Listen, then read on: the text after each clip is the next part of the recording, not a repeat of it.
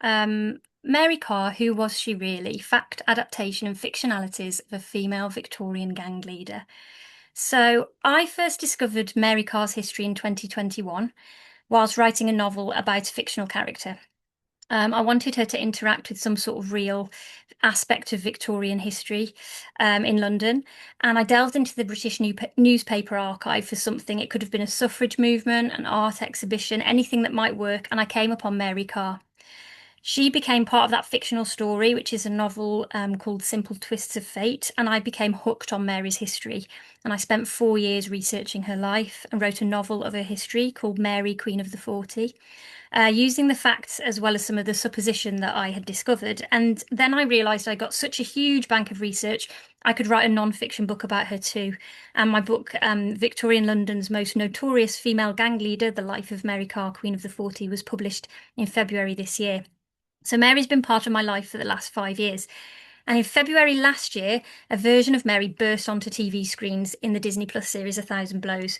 However, the show, I hate to break it to you, does show very little resemblance to Mary's life. And this evening, I'd like to introduce you to the real Mary, the facts and her exploits, and allow us to pull her somewhat out of the misrepresentations that have occurred in the modern media. So let's get started. It's difficult to pinpoint Mary's date of birth. In her prison records, Mary's birth date is recorded as 1871. However, in 1888, she married, and her marriage certificate stated that she was 21, the age of consent without needing parental input. Had she been born in 1871, as her prison records suggest, she would only have been 17. Women did lie about their age so that they could marry without parental consent. And then finally, to compound the confusion, a news article from 1896 states that she was born in Smith Street, Westminster in 1864, saying that she stood in the dock for the first time in 1876 at the age of 12, and that would have made her 24 at the time of her wedding, and she would have had no need to lie about her age. And then to compound the difficulty even further, there were about 10 Mary Carrs born in London alone between those dates. So Carr's origin is difficult to determine, although there are a few likely suspects amongst the Mary Carrs who were born between 1864 and 1871 in London. One of them was Mary, daughter of Ellen Carr, a woman who signed herself and her 4 children, John, Daniel, Mary, and Alfred, into the workhouse and back again from about 1877 onwards. The family was in and out of the workhouse for many years, often staying there for 2 weeks at a time. This might not have been our Mary Carr, but of all the Mary Carrs born within our time period, this one appears to be quite plausible. And then we have to ask ourselves, where was her father? The potential identity of Mary Carr's father is displayed on her marriage certificate, where he states, or she states, that his name is John Carr and that his job was a traveller. And it's that word traveller that gives us the possibility that her father was an international train robber called John Carr, whose work took him all over Europe, sometimes for years at a time, and who was regularly behind bars. So in 1872, for example, when Mary was aged between 1 and 8 years old, depending on when she was actually born, this John Carr was arrested in Brussels. He was the leader of a gang of thieves and forgers.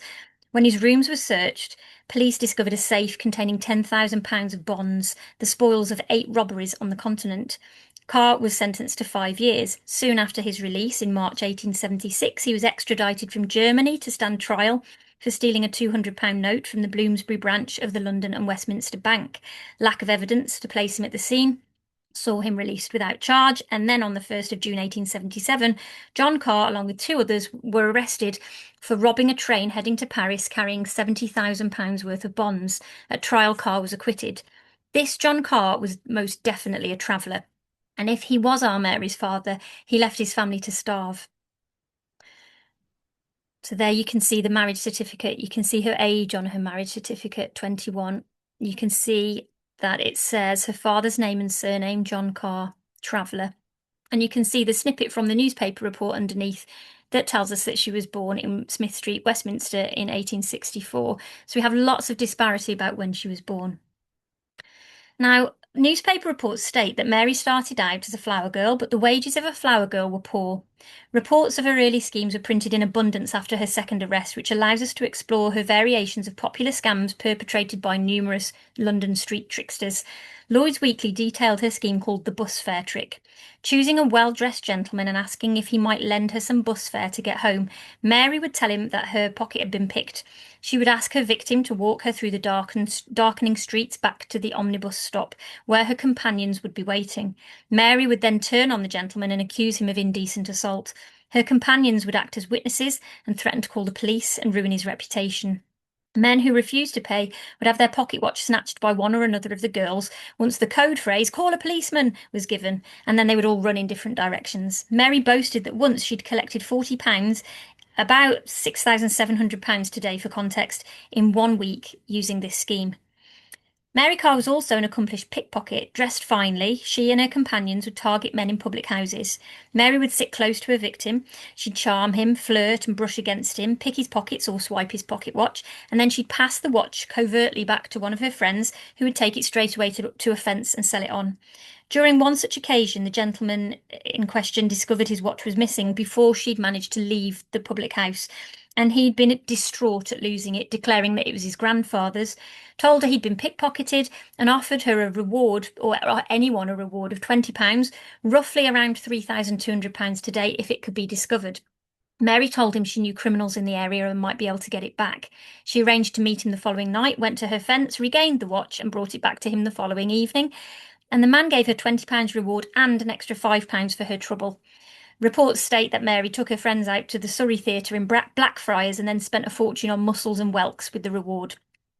Later on, she used a house in Pimlico where she stationed a woman to act as her aunt. Mary or another girl of her acquaintance would beg a gentleman to escort them back to their aunt's house in Pimlico, claiming to be lost. Once there, just like the bus fare trick, the gentleman would be accused of indecent assault and threatened with the police. Mary boasted that she once made £400 from this scheme, just off one man, and that's around £65,000 today, and because the gentleman was a judge and he didn't want his reputation spoiled. And what did she look like? So, according to her prison records as an adult, Mary was 5'3.5" tall. She had a mole upon her right cheek. She had fair hair. One account in a newspaper adds that she had violet eyes. She was described as a swan-necked beauty, so beautiful that the president of the Royal Academy, Sir Frederick Leighton, stopped his carriage in Piccadilly and asked her to model for him. The Weekly Dispatch reported that she was also proposed to by a member of the nobility. The report refrains from naming the nobleman in question, but it was in Romano's. Romano's restaurant was a supplier of caviar and champagne. It had quite a bohemian feel. Theatre actors, actresses, and artists frequented the place. It was alleged that Queen Victoria's heir to the throne, Prince Albert, liked to sit inside on the balcony that overlooked the dancers on the ground floor. It's possible that he was the nobleman who, when Mary refused his flirtatious request, found that she'd lightened his pockets of sovereigns before she left.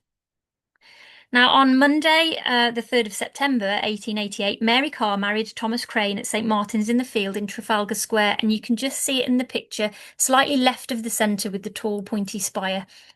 They gave their home address as 18 Buckingham Street, which still stands today. There's a picture.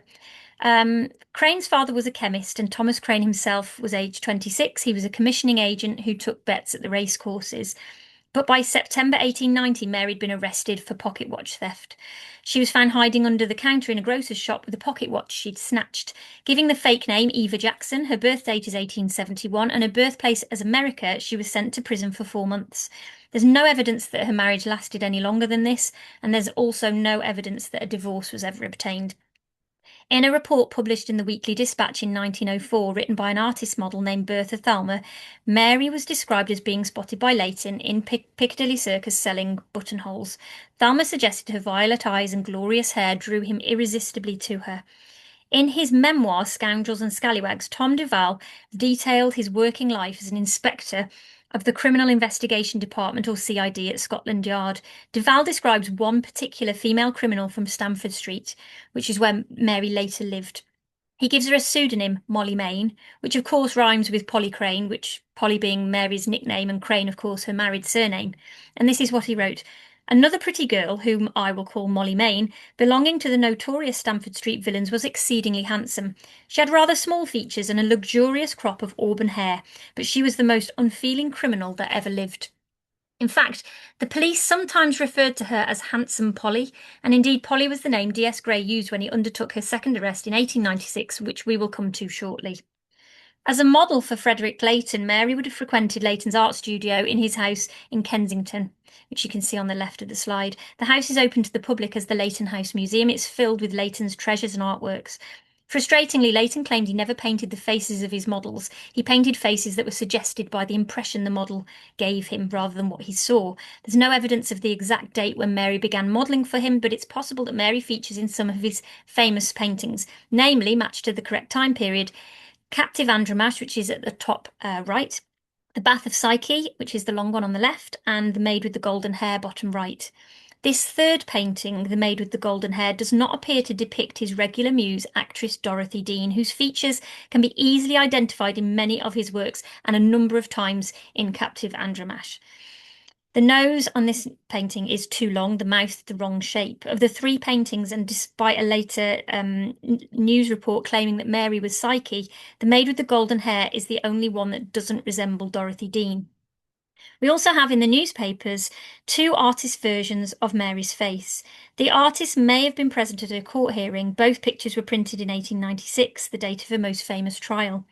Both images give a very different version of Mary's physical appearance. The picture in the penny illustrated paper on the bottom right is akin to artist Dorothy Tennant's Flower Girl in London Street Arabs, another potential image that has been attributed to Mary's modelling. Large-eyed, with a small pouting mouth and wavy thick hair swept up from the face, this picture gives Mary a smallish forehead and pronounced eyebrows. Lloyd's Weekly, on the other hand, reveals a woman with a more confident aspect, curled locks falling over her forehead, long-faced, with a noticeably long chin. This image is a believable match for the Maid with the Golden Hair. Mary served 4 prison sentences in her lifetime that we can trace. The first, for the pocket watch theft of 1890, as we've seen, gave her 4 months with hard labour in Wormwood Scrubs prison. At some point after her release, she took up residence in a house at 118 Stamford Street. This was a street lined with public houses and brothels, and she took on the same residence where a serial killer named Dr. Thomas Neil Cream had murdered 2 prostitutes with strychnine on the 11th of April 1892. Her second arrest occurred in 1896, and it was during this arrest and her trial at the Old Bailey that Mary was designated in the papers as Queen of the 40 Thieves. Gangs in London were rife: the Girdle Gang, the Velvet Cap Gang, various gangs that considered themselves hooligans, perpetuating violence for the sake of it. Personal safety had become something of an obsession. Unlike her portrayal in A Thousand Blows, however, there's no actual evidence that Mary or members of her gang used guns in their exploits. Despite representations of Mary as a gun-wielding high-end shop robber, Mary actually worked in the shadows. She was a blackmailer and a fence or mosker. According to newspaper accounts, around this time, Mary took up a romance with a man the papers named Dare. Identifying this potential lover proved tricky, as nobody with the name Dare was arrested at that time. However, one particular robbery was emblazoned across newspaper headlines in January 1893, with many reports calling it a daring robbery in Charing Cross, and this is the most likely source for the later reports and their mislabeling of Dare's name. In fact, this man's name was John Williams, a 35-year-old commissioning agent. He stole £335 and a case full of diamonds and jewellery from the Association of Diamond Merchants, located at 6 Grand Hotel Buildings, Charing Cross. He received 5 years penal servitude, and around this time, according to later newspapers, Mary went to Antwerp to dispose of a diamond necklace, presumably left in her hands by Williams. It appears that Mary filled the house at 118 Stamford Street, a tall 3-storey townhouse with a basement, sadly no longer standing, with her companions, welcoming other thieves there so that she could buy or dispose of their stolen goods. In 1896, certain newspapers suggested that Mary ran her house as a brothel, and perhaps there is an element of truth in this. Stamford Street was renowned for houses of ill repute. If Mary ran her house as a brothel, she was just partaking of a normality of life in those streets at that time. She had a servant living with her called Jenny King, and a young girl called Nellie Leet, as well as others of her acquaintance. It's of course possible that the young girl was there to learn how to pickpocket or how to extort money, and there have been suppositions of Mary training the next generation in this way. But it was also acknowledged in the newspapers that Mary loved children. There are no records that she ever had a child of her own. However, there is a report of her frequenting a charity called the Free Food Mission, situated in Borough. The mission provided soup and bread to poor children. In 1896, this newspaper report detailed Mary taking the reporter there, hoping that he would write a report on the hundreds of children who came there for food. It details that while they were there, they both witnessed a boy being upbraided for taking an extra piece of bread.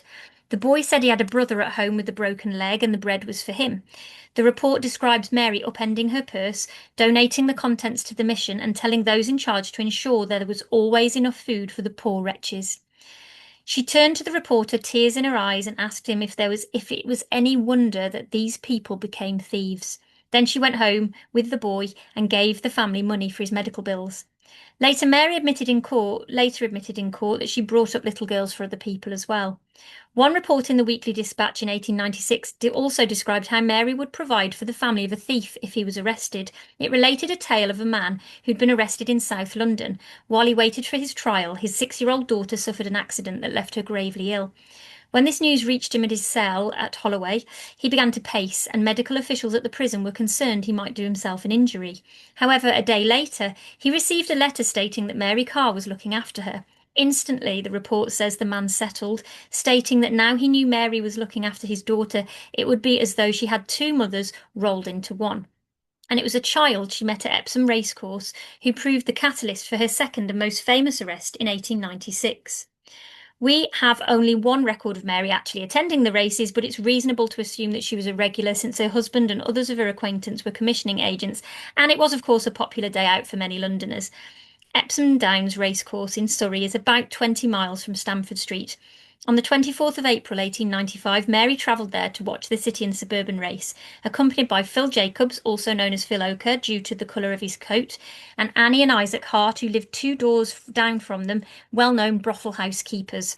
Detective Sergeant Brogden of L Division saw her go, noticeable in her electric blue cretonne dress with a ribbon at her throat.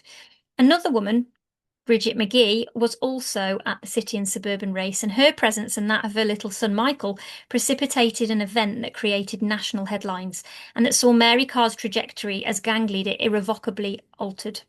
Newspapers described Bridget McGee as a weather-beaten, honest-looking Irish woman.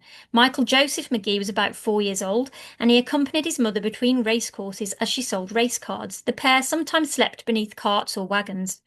Newspaper accounts from both the Southwark Police Court and the Old Bailey trial of Mary Carr in 1896 tell of what went on that day, but the political agenda involved in promoting Mary as a criminal may have been more important than a true representation.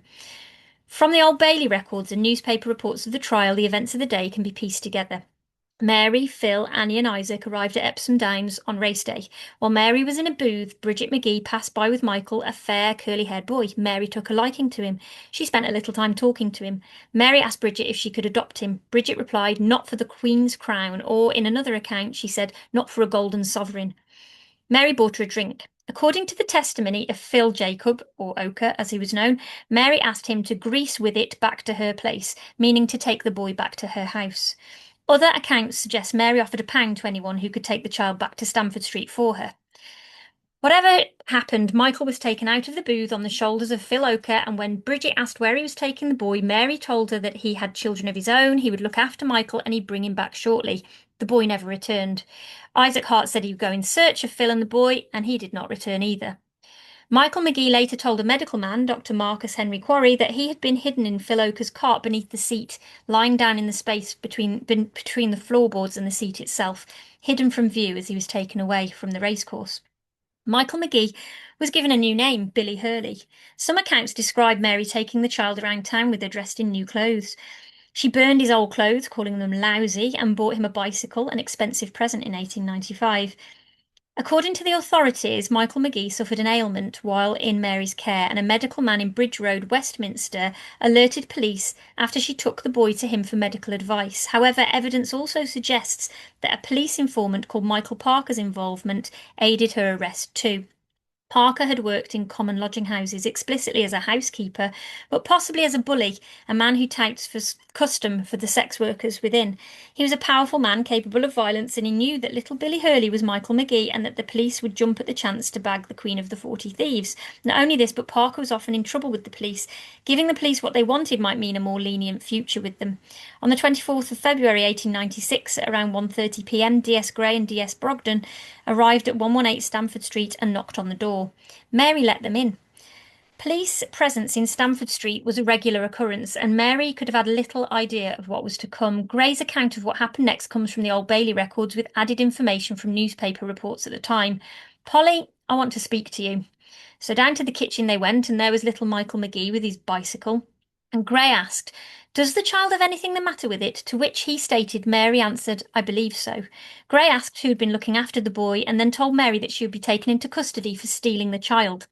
Instantly and inexplicably considering the circumstances, Mary started blaming others, and the first person she spoke of was, unwisely, her next door neighbour but one, Annie Hart, accusing her of telling the police about the boy.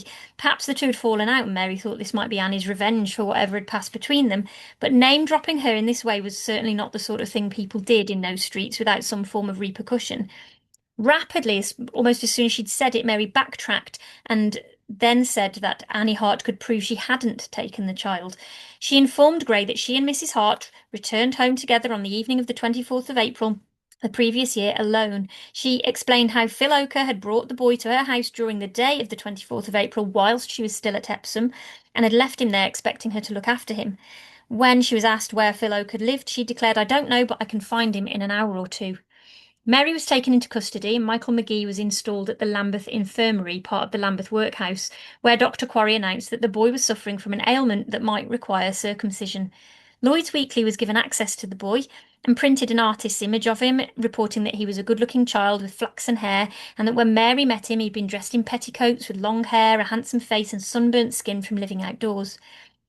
Michael McGee told them that his father was in prison. He also stated he didn't know the name of his real mother, but that he remembered sleeping rough whenever they could, and he called Mary his new mother.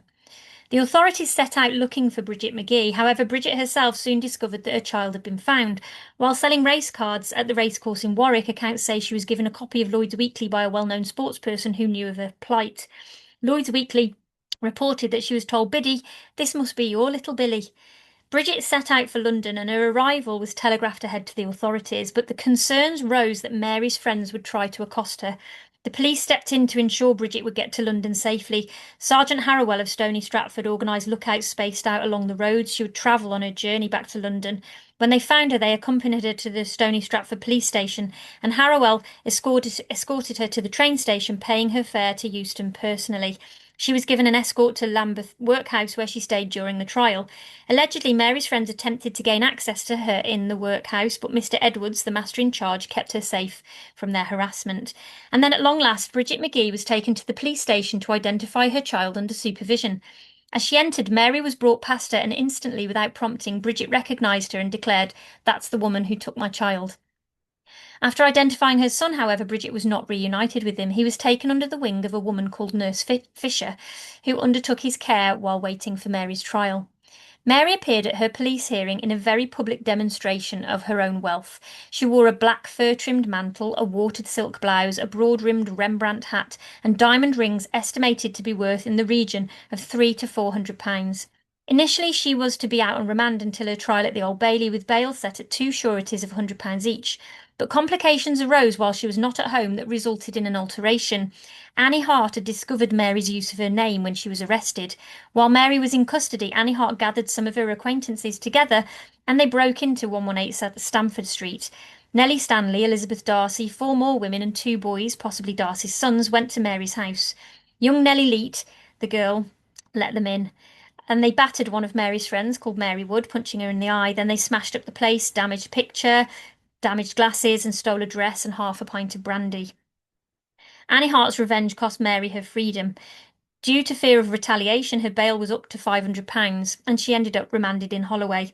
There had been rumours that she intended to snatch little Billy and flee to Johannesburg. This Revenge Act meant that the police could keep a tighter grip on her. When the 23rd of March arrived, Mary was taken before a jury at the Old Bailey in front of the medical men and police who would give evidence. Sitting among them was Alfred Gorman, who may be presumed to have been Mary's lover. Alfred's position in that courtroom in itself is quite incredible. In 1890, Edward Aveling, a socialist writer, wrote At the Old Bailey, in which he described how difficult it was to get inside the Old Bailey unless on trial. Mary repeated her version of events in more detail. According to Mary's statement, she came home on the evening of the 24th of April 1895 with Annie Hart, or Annie Irish as she was known. She arrived home to find Michael Magee in the passage. According to Mary, Jenny King, her servant, had laughed so much that Mary could barely understand her, but eventually had told her that Phil Oker had brought the child to the house and left him there. According to Mary's testimony, the following day Phil turned up, and Mary had ordered him to take the boy away, but Phil had declared that the child belonged to a woman called Minnie who he'd been keeping company with. Mary told him that the boy was infested with vermin and that he had to take him, but Phil asked her to keep the child for a few weeks, declaring that his mother wouldn't look after the boy. Mary had agreed to take care of Michael Magee a few weeks longer, and that had turned into 10 months. She also told the court she'd been sent an anonymous letter which stated that the child was stolen, but it had gone to Mrs. Ted Pritchett, and Mary had only received the news the letter contained about 4 weeks before her arrest. Mr. Hutton for the prosecution dropped the charge of kidnap and instead preferred a charge of detaining and harbouring the child, knowing him to be stolen, and then they brought out little Michael Magee along with Nurse Fisher. As soon as Michael Magee saw Mary, newspaper reports state that he pulled away from Nurse Fisher and tried to climb out of the witness box to get to her. Reports state that he never took his eyes from Mary the entire time he was in the courtroom. When he was asked who he loved, he said Polly, and then added Nurse Fisher. He made more attempts to climb over to Mary and was pulled back and taken away. Finally, Mary received her sentence, 3 years of penal servitude. Before she was taken away, Mary asked if she could see Michael Magee to say goodbye. The court denied her request. Mary was led away sobbing. She was held at Newgate Prison before being removed to Aylesbury Prison, Buckinghamshire, the prison that would house her for the next 3 years. Following the trial, Bridget Magee was reported to have stated that if she'd known the lady who took her boy was Mary Carr, she would have left him with her. And after all the proceedings were completed, Michael Magee was handed over to the Society of Prevention of Cruelty to Children, who sent him to the St. Joseph's Charitable Home for Boys in Horsham, Essex.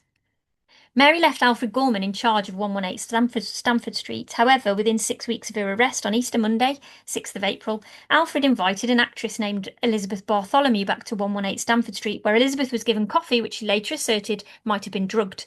Then they turned down the gas lights, threw her on the floor, and one of the men placed his hands around her throat and threatened to slit it, while the others robbed her.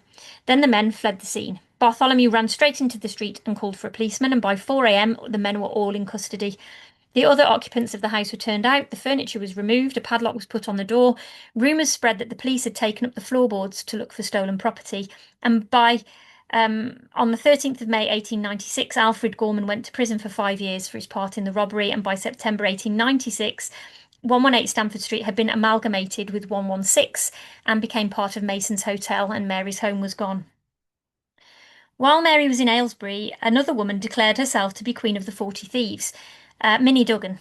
Minnie had been in and out of court and prison since 1889. When Mary went to prison for harbouring Michael Magee, Minnie Duggan was already completing her 6th incarceration, and it was when she was arrested for this particular crime that Duggan had declared to the authorities that she was Queen of the 40, calling into question whether Mary had already stepped aside, given up her title in favour of mothering Michael Magee and fencing stolen property. Mary was never called the Queen of the 40 Thieves again. Mary served 2 years of her sentence. She was released from Aylesbury on 24th of March 1898, giving her intended address as 32 Charing Cross. Mary found herself a place to live in Neal Street off Shaftesbury Avenue and Seven Dials, and she began to work with a man named Charles Harvey. Harvey was, according to prison records, 5'6.5" of a fair complexion with light brown hair, a balding spot and blue eyes. By 1900, he'd been in prison numerous times for theft under false names: Charles Matthews, Charles Massey Wade, and James Edwards. Harvey and his wife Winifred lived in rooms in Denman Street off Shaftesbury Avenue. Harvey stole items from hotels. Whether Mary accompanied him is unclear. Newspapers later reported that Harvey had a group of 5 men who undertook the hotel robberies with him, although these men were not named or arrested. Allegedly, they frequented Leicester Square in the West End. However, Mary certainly acted as fence or Mosca. On the 21st of May 1900, Harvey visited the Hyde Park Court Hotel. When nobody answered his knock on their door, Charles Harvey would pick his way inside. He used a large knife to cut open bags and luggage. While he was there on this particular occasion, Charles Harvey found an empty apartment and stole a walking stick and cufflinks that belonged to a man named Thomas Buckland.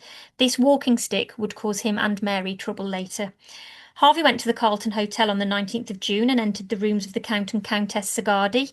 He took a clock, £7 in gold, a pocketbook, a revolver, and other items up to the value of about £28.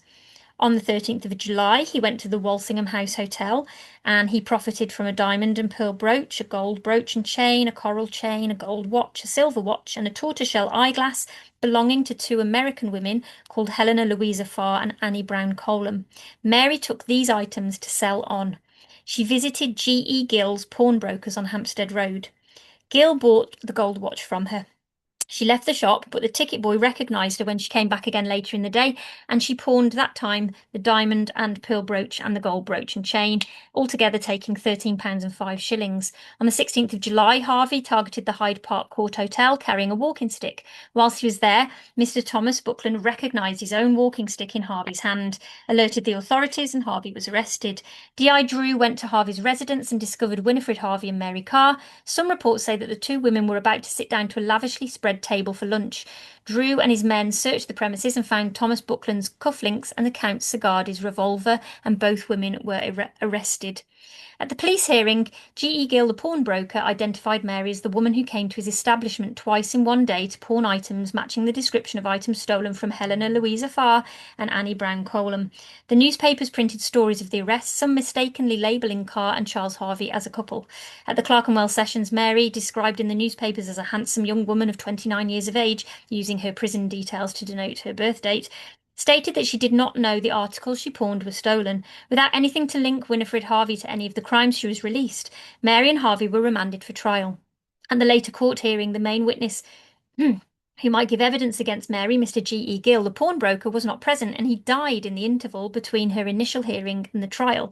Instead, an identification of her was delivered by an executor of his will, Mr. John Curwood. Harvey was charged with theft and Mary with passing on the goods. Charles got 5 years penal servitude with 3 years police supervision. Mary was given 20 months in Wormwood Scrubs. When Mary was released on the 7th of January 1902, Minnie Duggan, aka Minnie Chamberlain, aka Ada Cole, Minnie Horton, Ada Sinclair and Georgina Blackburn, was still calling herself the Queen of the 40 Thieves. In April 1905, then, Mary Carr went to Bournemouth with Louise Mitchell, aged 19. The women took rooms at Sunnylawn, a large villa on Durley Road. Mary had previously stayed at a hotel on the same road called Roseneath. Bournemouth was often used as a health retreat. The air was said to have curative properties. Louise later claimed that she was in Bournemouth for her health, sent there by a patron, and that Mary was her chaperone. Mary and Louise started lifting items and sending them back to London. Bright's and Oakey stores suffered losses at their hands. Then they targeted Barnes and Son Limited. At around 3 o'clock on the 10th of April 1905, Louise Mitchell and Mary Carr entered the haberdashery of Barnes and Sons Limited on Christchurch Road.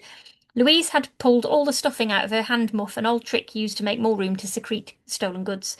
Louise made her way to the counter to ask to see some lace collarettes. Shop worker Miss Henrietta Neville Ness spread some collars out on the counter. Louise asked to see items from the window display, which the shop girl turned round to fetch. When Miss Ness informed them that she could have items delivered to them, Mitchell asked if it would be possible to deliver them to Mrs. Dell, Roseneath, Durley Road. The women left the shop without having purchased a thing, but within minutes of their departure from the shop, Miss Ness realised some of the lace collars were missing. The Western Gazette reported that on their return, Carr and Mitchell had such a heated quarrel with the landlady or her daughter at Sunnylawn that the police station received a telephone call calling P.C. Case to the villa, where the landlady wanted to press charges of assault upon the two women. Carr and Mitchell had called already for a cab to take them to the station, and their luggage was strapped on when P.C. Case arrived. And at the same time, Mr. Barnes from Barnes and Sons Limited arrived. Barnes asked if he was speaking to Mrs. Dell, and Mitchell said he was. A number of lace collars are missing from my shop, he told them. Do you have an explanation about how this might have occurred? They were escorted back to the shop. Louise gave Mary her purse. Mary later stated that Louise had said, "Take my purse and settle it for Jimmy's sake." Mary asked to speak to Barnes separately. She went into the next room with him, carrying Mitchell's purse. Barnes related the conversation in court. "Mitchell has given me her purse," Mary told him. "She wants me to pay. Do, for God's sake, take the £2, 10 shillings or whatever it is and let us go." The two women, were escorted by PCKs to the police station. Once there, Barnes alleged that Mary indicated Louise and said she's got them in her box, the black box. Mary later denied that she'd said this. Mitchell handed the keys to her luggage over to the police, who found 6 stolen collars. 5 more were discovered in a separate box. The women stated they'd received a telegram from London and had immediately packed their bags to return, which was why they were leaving Sunnylawn when Barnes arrived, to go to the Central Railway Station. They were kept in the cells overnight to attend an initial police hearing at Bournemouth Police Court the following day, Tuesday, the 11th of April. Over the course of the next week, both Mary and Louise were out on bail but unable to leave Bournemouth. By the time the police court hearing came around 7 days later, Louise benefited from legal representation and Mary stood as her own defence. Both women put in a plea of not guilty. They were committed to trial at the next quarter sessions, which would happen in May. They would spend the intervening time behind bars. In court, it was suggested that Mary was training Louise to be a member of a thieving gang. The theft of the lace collarettes from Barnes and Sons, stolen on the 10th of April and worth £12 and 10 shillings, was charged to both women. The two women turned on each other. Allegedly, Mitchell had told Mary to take the blame, but Mary refused. Mary suggested that the two women had met at Bow Street Police Court, but Louise denied this. Mary also declared that Louise was an actress and the best mimic in London, implying she'd be able to sway the court towards considering her innocent with her acting skills. Mary addressed the jury, stating that Louise, in her defence, had tried to make Mary her scapegoat. She labelled Louise's defence as cowardly, unjust, un-English and cruel. Both prisoners were found guilty, and the two women were sentenced to 4 months' hard labour. Mary would spend the next 4 months in Winchester Prison, and after her release, the records run dry. There are no more arrests, no more newspaper reports containing Mary's name. This, then, is her life in short. Many of the suppositions regarding Mary's life that have been printed in the modern press come from one traceable source, a source that is secondary and I have found to be fallible. Articles about her involvement and leadership of a gang called the 40 Elephants are unfounded. There's no evidence anywhere of her association with a gang of that name, and in fact, the gang of that name only surfaced in the 1920s, the late 1920s. There have also been suggestions that she later moved north and she was to be found at parties calling herself Lady Mary Carr. Those are false as well. It's a mistaken supposition based again on that single secondary source. And that's misreported the socialisation of Lady Mary Carr Glynn, who was the wife of the Bishop of Peterborough, definitely not Mary Carr. The Disney Plus series A Thousand Blows bears little resemblance to Mary's life. In the series, she wields pistols, she takes part in international schemes to gain shipping and trade connections from Chinese diplomats, she leads the 40 Elephants. It's a spectacular representation, an amalgamation of Mary's timescape with the later 1920s gang and their actions. But it builds on the foundations of Mary's own fictionalities and the urban legend she left behind. In my work, I've sought to consistently reveal the facts about Mary Carr. My novel about her life, Mary Queen of the 40, follows her life story, engaging fact with novelistic devices and ethical storytelling. Anything that is potentially erroneous and included for cohesion is discussed in the back of the book. And my non-fiction doesn't seek to present a complete picture because Mary Carr created such fictionalizations of her own that she often creates more questions than answers. Instead, I seek to present the reader with the facts, offer potential interpretations, and ultimately allow the reader to pick one or create another of their choosing. My own opinion, though, of Mary is that she was a product of her time, but ahead of her time too, supporting children's food missions, giving aid to families she saw suffering around her. My interpretation of her is that she led a gang of successful but still generally petty blackmailers and pickpockets and watch snatchers for a short time before fencing goods. She was not a static gang leader, but a woman who sought to make money at a time when women of her standing could just as easily starve. She took opportunity when opportunity arose. That's the end of my talk. So, I am going to just pop those pictures of her back up on the screen so that you can see the potential representations that we have of her from the time period. You can see under the picture, a second from the left, that from a newspaper report, it says Queen of the 40 underneath there. And you can see some of the quote, the article about her birth date under there as well. And you can see under the picture of her on the bottom right, it says Polly Carr, Queen of the 40 Thieves. And I'm just going to flash up a few of the multitude of references that I have had a look at as well, just in case you wanted to dip into the British newspaper archives, you wanted to find any of those and read them as well. So I'm going to stop sharing my screen.